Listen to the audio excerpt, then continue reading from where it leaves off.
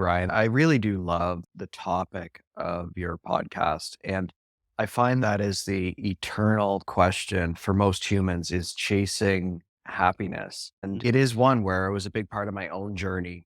And I started young. My story really started even before I was born.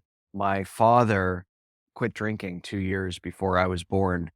And it wasn't a pretty story. It was definitely a very traumatic and dark story. But nonetheless, my parents' marriage survived. And 2 years later, I came into the world.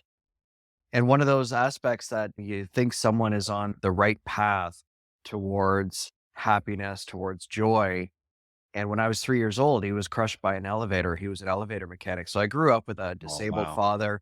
He was home all the time, which was a blessing and a curse, and something that I didn't really truly realize until he was gone. He passed away 13 years ago this week. And when I hit my adult life, I thought I was checking all the boxes. Full six-figure dollars a year career, big fancy house, fancy car, building my own business. But the universe definitely stepped in and nudged me gently. The silent nudge eventually became the silent kick that became the silent sledgehammer over the head until I started to pay attention to what the universe actually had in store for me. So I'm sorry for your loss of your father, and that's got to be tough. But it sounds like you have a lot of things that you've learned and you're going to share. So I really would like to get into that.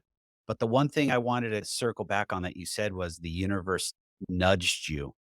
I love that because you're not just going after those material things. It sounds like you're going after life things. And that can be a whole nother conversation we have also.